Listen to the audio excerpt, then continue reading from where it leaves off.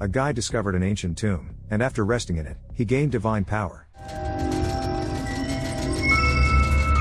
One evening, after a date, Kyle walks the girl to her car. Later, he's doing homework when he suddenly hears terrifying sounds outside. After looking around, he encounters Jared, a dealer's assistant to whom Kyle owes money. Jared demands that Kyle pay up, or he'll have serious problems. Eager to pay off his debt to Marcus as soon as possible, Kyle starts working as a janitor. His first client is a mysterious elderly woman who asks him to clean out the basement. Down there, Kyle not only finds trash but also a strange coffin. The old woman urges him to take it to the dump and either bury or burn it, warning him not to use the creepy thing. Ignoring her advice and hoping to make some quick cash, Kyle decides to sell the coffin. After taking a few photos, he posts an ad and starts cleaning the wooden box. Inside, he discovers an eerie mechanism, resembling a twisted music box. The next morning, Kyle heads to the library to meet his friend and history expert. Platt tells him that Wolfgang von Tristan, a sadistic inventor, built torture devices. A dark version of Leonardo da Vinci, von Tristan became known as the Devil's Mechanic. In his later years, the scientist became obsessed with death and the afterlife.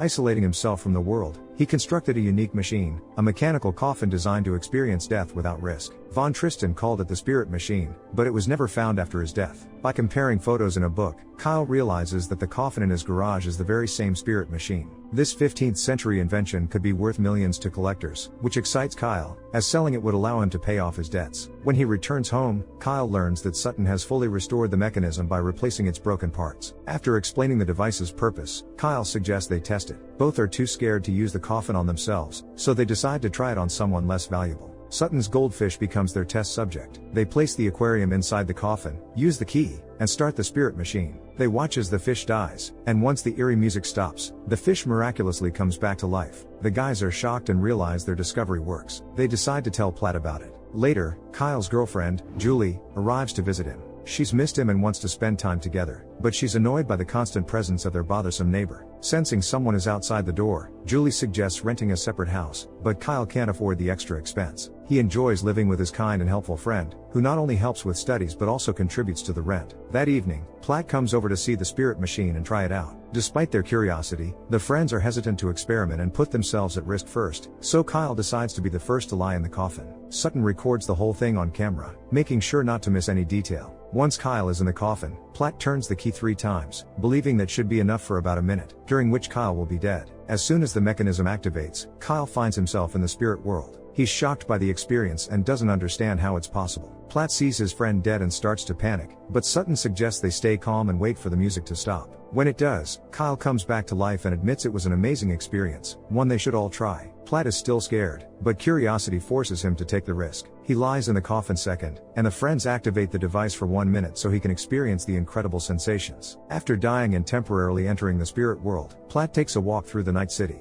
He doesn't know how to make the most of his new ability, so he just wanders aimlessly. On a railway track, he sees a train that could have run him over if he had a body. The train rushes past the frightened Platt, and he returns to his body, still in mild shock. Being the smartest of the 3, Platt realizes that what they're experiencing are near-death experiences. While in the coffin, they come close to death's threshold but don't cross it, allowing them to return to their bodies. Inspired by his friend's stories and experiences, Sutton asks for help getting into the coffin. Platt thinks it's a stupid and dangerous idea, but the guy in the wheelchair ignores his warnings. Hoping to figure out whether this is a dream or reality, Kyle writes a note and leaves it by the aquarium, asking Sutton to read it when he enters the spirit world and tell him what it says. Once Sutton is in the spirit world, he's pleasantly surprised to find that he can walk again. Mike controls the process but has to step away as his girlfriend arrives to visit. Trusting Platt to watch over Sutton, Mike meets Julie and realizes she has uncovered his financial scams. He had secretly been taking money from her credit card, leading to a huge argument between them. As Sutton, now a spirit, watches them unnoticed, he follows Julie to her car. Feeling a connection to her, he dreams of touching her face, but as the music stops, his spirit returns to his body. The friends ask Sutton to tell them about the contents of the note, but he ignores it. To prove that it wasn't just a dream, he reveals Mike's financial scams and how Julie kicked Platt's moped. Later, the friends discuss what happened and realize that not only could they be paid handsomely for such a find, but they could also be killed to get their hands on the spirit machine. Platt begs them not to touch the coffin or use it until he's conducted some research. He feels he must understand why they enter the spirit world and how the device works. Meanwhile, Sutton decides to test if he can walk. The guy in the wheelchair briefly gets up but falls immediately, which deeply deeply frustrates him.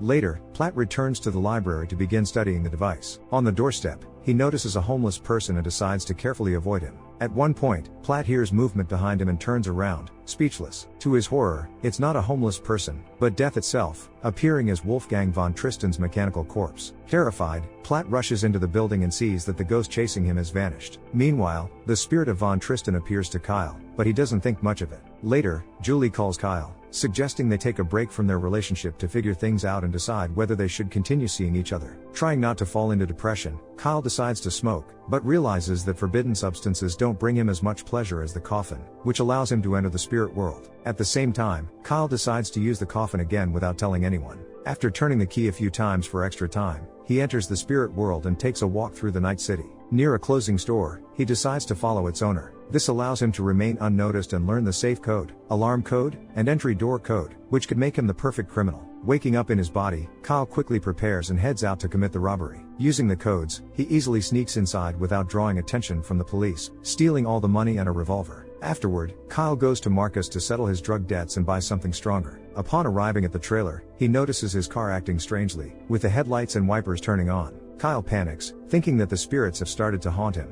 but it turns out to be a cruel prank by Marcus. The drug dealer offers Kyle some white powder, but he firmly refuses. Returning to his car, Kyle decides to smoke again but realizes it no longer gives him the same satisfaction as before. Furthermore, the constant smoking is damaging his health and teeth. At the same time, Sutton decides to use the spirit machine as well. In the afterlife, Sutton's ghost heads to Julie's apartment. Secretly desiring his friend's girlfriend, Sutton sneaks into her place and watches her sleep. At one point, he kisses her, then returns to his own body. Julie feels a touch on her lips and wakes up, confused about what happened. Back in his body, Sutton trains hard and notices Kyle coming home, hiding the drugs and revolver under his bed. While studying the mad scientist's biography and his invention, Platt realizes that the devil is hidden in the music. Continuing his research in the library and online, he notices that he's bleeding. The next morning, he calls Kyle to inform him that the secret of the coffin lies in the music, and its interval was banned by medieval churches because it was considered satanic. To continue his research, Platt needs to record the sound coming from the coffin and analyze it. He once again reminds the group that playing with the spirit machine is dangerous and asks them not to touch it until he arrives. In the evening, Platt visits his friends and checks on their well-being. Sutton and Kyle deny any changes in their behavior and don't mention their hallucinations. Platt notices that his friends are becoming obsessed with the coffin and its newfound power, but he begs them to resist the temptation.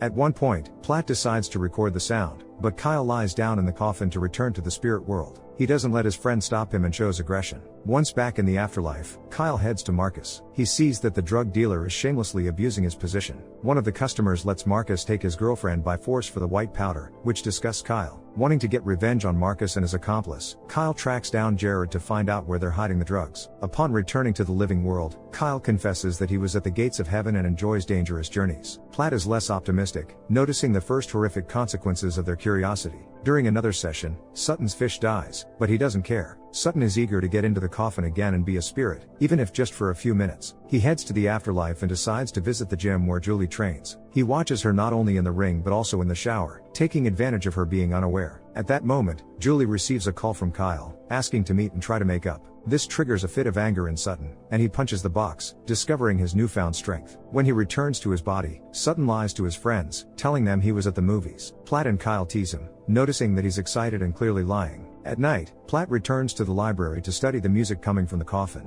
Analyzing the recording, he discovers an inaudible sound at low frequencies. This sound has incredible power and can affect living organisms. It likely killed Sutton's fish and is now doing the same to a fly. Platt realizes that one sound is not enough and that the coffin hides another secret, which is what allows it to affect people. The next morning, Kyle meets Julie at a cafe to tell her he's paid off the debt on her credit card. He tries to make amends, but Julie is unsettled by his aggressive attitude and the changes in his behavior. At the same time, Platt calls him to reveal that the spirit machine is a huge scam. It doesn't allow you to leave your body but simply kills your brain. While Kyle talks to Platt, Julie leaves, unwilling to continue the conversation. Upset by this, Kyle heads to the forbidden substance storage and steals its contents. Marcus and Jared find out the powder is missing and realize they're in big trouble, as they have no idea who could have stolen from them. Platt continues studying the spirit machine and begins to figure out how it affects the human body. Using a live stream camera, he spots a needle mark on the back of the neck, left by the tomb machine. At that moment, the spirit of death appears to him, continuing to haunt him. He realizes that his curiosity has led to tragic consequences and that this is just the beginning of the horror to come. Fearing the image of von Tristan, Platt hides under the table, but then realizes it won't help. he decides to write Kyle a letter, explaining the threat of the tomb. At that moment, death attacks him again, forcing him to flee. As he runs, the malevolent spirit pushes him down the stairs, and he dies from his injuries. That evening, Kyle and Sutton can't wait for Platt and decide to continue their forbidden experiments with the tomb. Kyle suspects that their friend was right, and the spirit machine is killing them. But he still takes the risk and lies down in the tomb to travel to the afterlife. Now a spirit, Kyle returns to Marcus's trailer and realizes that he and his accomplice had decided to make low-quality white powder to make money off its sale. Watching one of their clients, Kyle sees the deadly result but is powerless to stop it. Meanwhile, Sutton leaves his friend behind and heads to Julie. He plans to expose Kyle and gives her a gift, where Kyle is hiding the forbidden substances. Sutton tells her Kyle will never be a good person and then confesses his love. Julie rejects him, not because he's in a wheelchair, but because she sees him as a friend. The rejection makes Sutton angry, and he demonstrates the strength the ancient tomb has given him. The spirit journey has made him physically stronger, and he can walk again. Despite his persistence, Julie firmly rejects Sutton, as she loves Kyle and only wants to be with him. After returning to his body, Kyle heads to one of Marcus's clients' houses, where he discovers the man's corpse. Seeking revenge on the dishonest drug dealer, Kyle writes the trailer's license plate number in the victim's blood. When he gets home, Kyle is haunted by hallucinations and the spirit of death that continues to pursue him. Soon, the police arrive to inform him of Platt's death. Before the tragedy, Platt had written a letter but never sent it. In the letter, his friend urged Kyle to destroy the tomb, as it was the only way to stop the madness they had been dragged into. Back at home, Kyle decides to chop up the spirit machine with an axe, but Sutton strongly disagrees. He attacks his friend, beating him savagely, and admits he wants to be with Julie, regardless of her feelings. Using the spirit machine, Sutton visits Julie. The invisible spirit of Sutton distracts Julie with noises from the bathroom, then slips a sleeping pill into her milk, making her unable to resist. Sutton then creates chaos in her apartment, destroying everything around him. Terrified, Julie calls Kyle for help before falling asleep. At the same time, Kyle realizes that his friend is a true maniac, obsessed with Julie for years. Rushing to Julie's place, Kyle arrives too late and sees Sutton leaving with the tomb in his pickup truck. Kyle guesses where his friend is headed and hurries to follow him. Gaining some time, Sutton ties up the half-naked girl and promises to show her the powers of the unusual tomb. Julie tries to fight back and strike Sutton in the face, but he is unfazed, as her body no longer matters to him. It only holds him back from unleashing his true power, which he gained thanks to the tomb. As soon as Kyle arrives at the building, Sutton decides to hide the tomb on the roof of a sports club. Taking advantage of his new abilities, Sutton enters the spirit world and meets Kyle. He has learned to physically affect objects, allowing him to strike Kyle and trap him. Returning to Julie, Sutton decides to have a little fun, but before that, he tortures her with a lit candle to make her scream. Kyle finds a way to break out of the trap by crawling through the ventilation system. Realizing where the tomb is hidden, he rushes to the roof, but he comes face to face with death. Unafraid of losing his life, Kyle walks through Von Tristan's spirit and extracts Sutton from the tomb to stop his sinister plans. Kyle douses the tomb with gasoline, intent on burning it, but Sutton lunges at him with fists. In the ensuing fight, Kyle finds himself weaker but more cunning, eventually gaining control of the weapon. Not wanting to shoot his friend, Kyle fires a bullet into the tomb, sparking a fire. Enraged, Sutton tries to throw Kyle off the roof, but Kyle clings to the edge of a protruding wall. It seems like the end, and he's about to fall, but Julie, freed from her restraints, shoots Sutton in the neck and shoulder. Taking advantage of the distraction, Kyle climbs back up and attacks Sutton again.